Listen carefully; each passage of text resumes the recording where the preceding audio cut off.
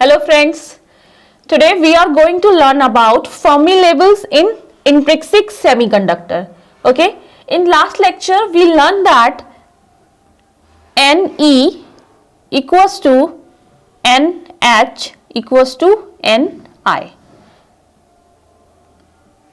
Okay, where Ne is number of electrons in conduction band, NH is number of holes in balance band. ठीक है, और ये दोनों ही equal है. क्यों है? क्योंकि जितने भी होल क्रिएट हुए हैं बैलेंस बैंड में वो किसकी वजह से हुए हैं? जो इलेक्ट्रॉन फ्री इलेक्ट्रॉन गए हैं कंडक्शन बैंड में. ठीक है, तो Ne इक्वल्स टू NH और ये सब दोनों को हमने डिनोट कर दिया Ni से. और Ni क्या है? Ni है इंट्रिंसिक कंसंट्रेशन. ठीक है, अब Ni क्या होती है? Ni is proportional to e raise to power minus Eg upon kT. ठीक है, जिसमें Eg क्या है? Eg है एनर्जी गैप, जो एनर्जी बैंड गैप है in between valence band and conduction band. ठीक है, तो जो इंट्रिंसिक कंसंट्रेशन होती है वो किसके प्रोपोर्शनल होती है? Exponential of minus Eg upon kT, where K is Boltzmann constant. ठीक है, और T क्या है? T is the temperature in Kelvin. ठीक है, अब Ne क्या होगी? Ne इज प्रोपोर्शनल है. जब हम प्रोपोर्शनल साइन हटाते हैं तो एक कांस्टेंट पुट करते हैं. ठीक है, तो Ne equals to N e raise to power minus Eg upon kT. ठीक है, तो ये हो गया दिस. अब इसका ग्राफ कैसे होगा? Ne और टेम्परेचर के बीच में ग्राफ कैसा होगा? ग्राफ होगा एक्सपोनेंशियल. ठीक है, यहां पे है Ne, हेयर इज टेम्परेचर, तो ये होगा लाइक दिस. ठीक है, जैसे जैसे टेम्परेचर इंक्रीज करेंगे कंसंट्रेशन ऑफ होल्स और कंसंट्रेशन ऑफ इलेक्ट्रॉन इंक्रीज करेगी. कैसे इंक्रीज करेगी? एक्सपोनेंशियली इंक्रीज करेगी. तो ये इसका ग्राफ हो गया. ठीक है, अब अगर हम Ne और NH की वैल्यू निकालें तो क्या होगा? Ne इक्वल्स टू क्या होगा? अब Ne किस में है? बैलेंस्ड बैंड में है, वो सॉरी कंडक्शन बैंड में है. इलेक्ट्रॉन्स जो हैं वो किस में है? कंडक्शन बैंड में है. तो यहां पे हम जो कांस्टेंट लेंगे वो Nc लेंगे. ठीक है, e रेज़ टू पावर. अब यहां पे आ जाएगा डिफरेंस. अभी तक हम Ne ले रहे थे एक जनरल टर्म. अब जो है हम स्पेशली जो कंसंट्रेशन ले रहे हैं, जो नंबर ऑफ इलेक्ट्रॉन्स ले रहे हैं, वो किसके ले रहे हैं? कंडक्शन बैंड के.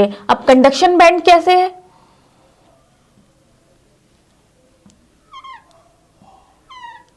ये है बैलेंस बैंड और ये है कंडक्शन बैंड, और इसके बीच में क्या है? Eg, यानी कि एनर्जी बैंड गैप. ठीक है, अब इसके बीच में कहीं पर होगा. बीच में कहां पर होगा एग्जैक्टली अभी हमें पता नहीं है. फर्मी लेवल होगा. ठीक है, ये ऑलरेडी हम पढ़ चुके हैं, यानी कि EF होगा. EF क्या होता है? EF क्या होता है? maximum highest energy level which is filled with electron at 0 Kelvin. But हम यहां बात कर रहे हैं रूम टेम्परेचर की. ठीक है, क्योंकि हम अगर सेमीकंडक्टर यूज करेंगे तो वो किस पे करेंगे? रूम टेम्परेचर पे करेंगे. तो हमें ये पता करना है 0 केल्विन पे, तो हमें पता है ये कहां पर होता है. ठीक है, अब हमें पता करना है कि रूम टेम्परेचर पर, यानी कि 300 केल्विन पर फर्मी लेवल कहां लाए करेगा? बैलेंस बैंड और कंडक्शन बैंड के बीच में कहां लाए करेगा एग्जैक्टली. ठीक है, 0 केल्विन पर कंडक्शन बैंड में कोई इलेक्ट्रॉन नहीं होता था. मैक्सिमम पॉसिबिलिटी जो इलेक्ट्रॉन की होती थी वो क्या होती थी? फर्मी लेवल पे होती थी. ठीक है, लेकिन रूम टेम्परेचर पे इलेक्ट्रॉन यहां पे भी होंगे, यहां पे भी होंगे और यहां पे भी होंगे. ठीक है, अब हमें बताना है कि ये जो फर्मी लेवल है वो कहां लाई करेगा. तो जो Eg की वैल्यू है वो बैलेंस बैंड के एनर्जी से और कंडक्शन बैंड की एनर्जी से बहुत ज्यादा होती है। ठीक है, तो हम ये मान के चलते हैं जो बैलेंस बैंड है उसमें लेवल्स जो है एनर्जी के वो ऑलमोस्ट सेम लेवल है। ठीक है, और उसको हमने मान लिया EV। ठीक है, और जो लेवल्स कंडक्शन बैंड के होंगे एनर्जी के वो भी सब लेवल्स ऑलमोस्ट सेम होते हैं। प्रैक्टिकली सेम नहीं होते हैं लेकिन थियोरेटिकली हम उन्हें सेम लेते हैं क्योंकि बहुत ही माइन्यूट डिफरेंस होता है हर लेवल के बीच में। तो हम ये मान के चलते हैं कि जो पूरा कंडक्शन बैंड है उसमें सेम एनर्जी लेवल है, सेम एनर्जी है। ठीक है, दैट इज EC। ठीक है, अब हम यहां पे वैल्यू लिखेंगे तो ये क्या हो जाएगा माइनस, अब EC जो है वो फर्मी लेवल से बड़ा है तो ये हो जाएगा EC minus EF upon KT। ठीक है, अब नेक्स्ट जिसमें जो NC है, NC क्या है, ये इफेक्टिव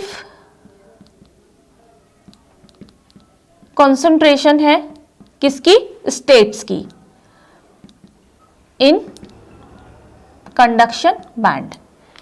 ठीक है, ऐसे ही NH क्या हो जाएगा, नंबर ऑफ होल्स क्या हो जाएंगे, ये हो जाएंगे NV क्योंकि होल्स किस में होंगे, बैलेंस बैंड में होंगे। ठीक है, e⁻⁻, अब जो बैलेंस बैंड है वो EF से छोटा है, मतलब नीचे है, तो ऑब्वियसली उसका लेवल नीचे होगा, उसमें एनर्जी कम होगी। तो यहां पे हम लेंगे EF minus EV upon KT। ठीक है, ये क्या हो जाएगी, effective concentration of states in balance band। ठीक है, अब क्योंकि हमें पता है Ne इक्वल्स टू NH होता है। ठीक है, जितने नंबर ऑफ होल्स होंगे उतने ही नंबर ऑफ इलेक्ट्रॉन्स होंगे, तो हम इन दोनों की वैल्यूज को इक्वल कर देंगे, मतलब ये इक्वेशन और इस इक्वेशन को इक्वल पुट कर देंगे।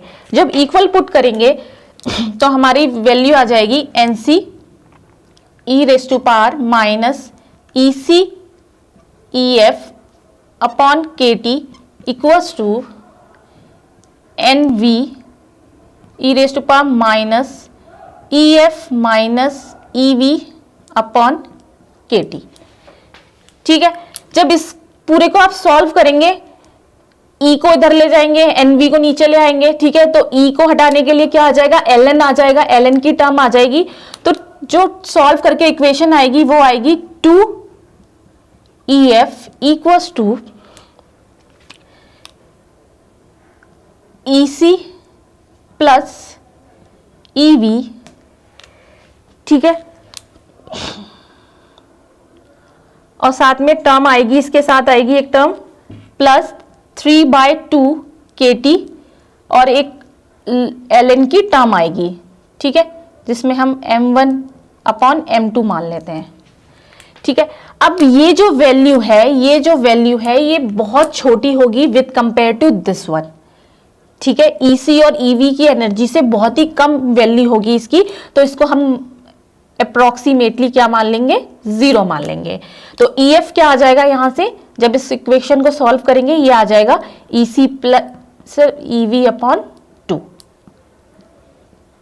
ठीक है, अब इसका क्या मतलब हुआ, इसका ये मतलब हुआ EC ये है लेवल, EV ये है, तो इन दोनों के हाफ पे, इन दोनों के एडिशन के हाफ पे जो वैल्यू होगी, यानी कि यहां से यहां की डिस्टेंस और यहां से यहां की डिस्टेंस दोनों ही सेम होंगे।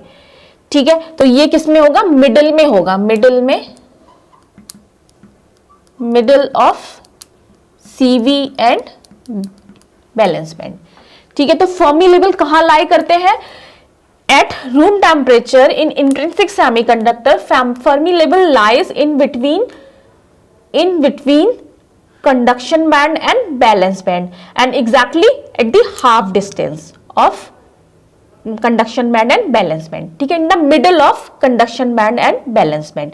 ठीक है, तो ये हो गए हमारे Fermi levels in intrinsic semiconductor. ठीक है, अब इसमें इंपॉर्टेंट क्या है, सबसे पहले ये ग्राफ इंपॉर्टेंट है कि टेम्परेचर इंक्रीज करने पे एनी कैसे इंक्रीज होता है, ठीक है, एक्सपोनेंशियली इंक्रीज होता है। जैसे जैसे टेम्परेचर बढ़ाते हैं जो कंसंट्रेशन, इंट्रिंसिक कंसंट्रेशन है वो एक्सपोनेंशियली इंक्रीज होती है, ठीक है। दूसरा क्वेश्चन ये बनता है कि फर्मी लेवल कहाँ लाई करते हैं, फर्मी लेवल इंट्रिंसिक सेमीकंडक्टर्स में मिडिल में लाई करते हैं, ठीक है। और ये इक्वेशन ये भी इंपॉर्टेंट है, this one is also important. इस पे न्यूमेरिकल आ जाता है, लेकिन नेट के एग्जाम में न्यूमेरिकल्स बहुत कम आते हैं, ठीक है, लॉजिकल क्वेश्चन ज्यादा आते हैं। न्यूमेरिकल एक दो आते भी हैं तो वो डायरेक्ट फॉर्मूला बेस्ड होते हैं। तो यहाँ पे हमारा जो मेन कंसंट्रेशन होगा वो थ्योरी पे होगा, ठीक है, थ्योरी भी और डायरेक्ट फॉर्मूला बेस्ड।